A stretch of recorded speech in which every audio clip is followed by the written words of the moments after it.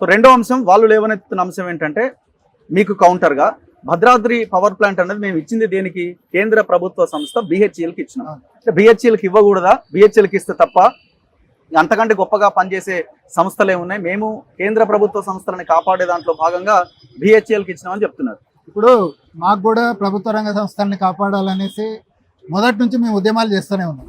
కానీ నేను అనేది ఏంటంటే జెన్కోను డిస్కామ్లను ముంచి BHELను లేపాల్సిన అవసరం లేదని చెప్తున్నాం. ఎందుకు BHEL అంటున్నామంటే BHEL ఎఫిషియెంటా కాదా అంటే నేనేం చెప్పట్లేదు. మీరు 2017లో పర్ఫార్మెన్స్ ఆడిట్ కాగ్ రిపోర్ట్ ఇచ్చింది, కాంపిటేటివ్నెస్ ఆఫ్ BHEL అనేసి వాళ్ళు ఒక ఎలాబొరేట్ రిపోర్ట్ ఇచ్చారు. వాళ్ళు ఏం చెప్పినారంటే 2013-14 వరకు కాంపిటేటివ్ ఉన్న BHEL 2015-16కు వచ్చేసరికి అప్పటి వరకు వాళ్ళు టెండరింగ్ ప్రాసెస్లో 88% సక్సెస్ రేట్ వాళ్ళు. 2014-15కు వచ్చేసరికి 44% పడిపోయింది. 2015-16కు వచ్చేసరికి 0%. కాంపిటేటివ్ బిడ్డింగ్ లో పార్టిసిపేట్ చేస్తే వాడికి ఎవడు ఇవ్వట్లేదు. ఎందుకు? అప్ టు 80% ఎక్కువ రేటు కోట్ చేస్తున్నారు వాళ్ళు. 80% జస్ట్ ఇమాజిన్. అంటే మనకు సగం రేటు తగ్గిపోయేది అక్కడనే. కాంపిటేటివ్ లేదు. రెండోది వాళ్ళు పర్ఫార్మెన్స్ గ్యారంటీ టెస్ట్లు అంటే కమిషనింగ్ అయిన తర్వాత BHEL వాళ్ళు పర్ఫార్మెన్స్ గ్యారంటీ టెస్ట్లు చేయాలంటే దాదాపు 55 ప్రాజెక్టులు ఉంటే ఒక్కదానికి కూడా వాడు టైంలో పర్ఫార్మెన్స్ గ్యారంటీ టెస్ట్లు చేయలేదు.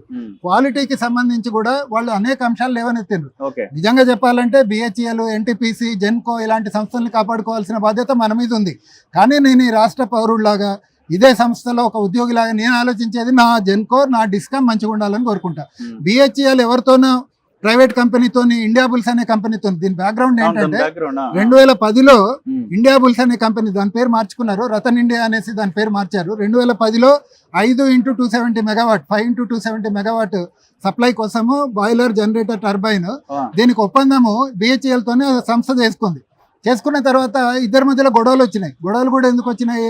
LC ఓపెన్ చేయలే ఈ ప్రైవేట్ కంపెనీ వాడు. ఎల్సీ ఏంటంటే పక్కా పేమెంట్లు అయితే అనమాట. నేను ఒక మెషినరీ సప్లై చేస్తే దాని కాస్ట్ నాకు వచ్చేస్తుంది.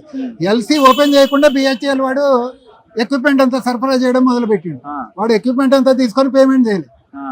దాని మీద విపరీతంగా గొడవలు వచ్చి ఆ అగ్రిమెంట్ టర్మినేట్ అయిపోయింది. టర్మినేట్ అయిపోతే మరి BHEL దగ్గర మెషినరీ ఉంది, మరి ఏం చేయాలి?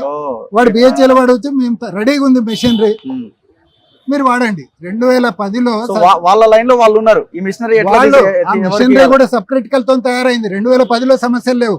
2013లో కేంద్ర ప్రభుత్వం కండిషన్ పెట్టింది, ఈ outdated technology, sub critical technology అనేది మంచిది కాదు. 2013 తర్వాత అంటే 2017 అంటే పంచవర్ష ప్రణాళిక. దేశంలో 90% అవే ప్లాంట్లు ఉన్నాయి కదా, అందులో ఈ దేశంలో అది ఏమి నియంత్రించబడ్డదో లేకపోతే నిషేధించబడ్డదో కాదు ఈ టెక్నాలజీ. సూపర్ క్రిటికల్ కి వెళ్ళాలంటే ఇంకొక 4-5 ఏళ్ళు పడుతుంది.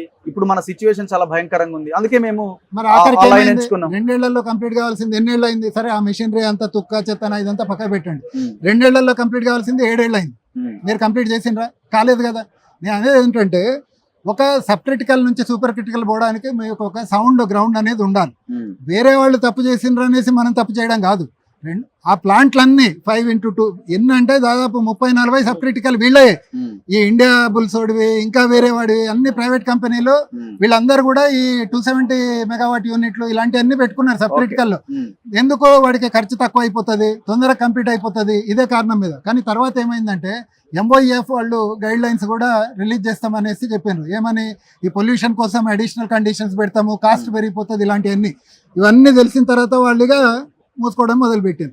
కానీ అప్పుడు మనము వీటిని తీసుకున్నాం. కాబట్టి మేము చెప్పేది ఏంటంటే సబ్ క్రిటికలా సూపర్ క్రిటికలా కాదు, మనం అది మెషినరీ తీసుకోవడానికి కారణం మన ఛాయిసా, మన మీద ఫోర్స్డా?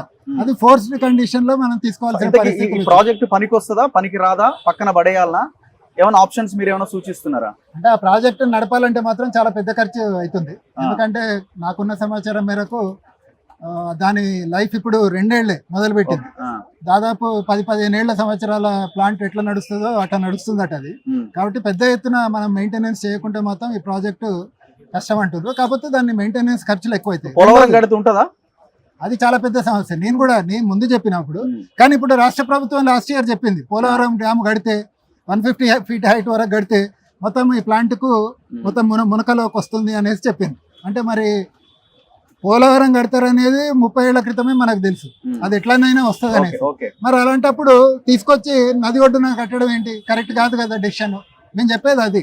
అంటే ఒక టెక్నికల్ సాంకేతిక పరమైన అంశాలు ఉన్న వాటిని మనం సాంకేతిక నిపుణులకే ఇస్తే చాలా మంచిది.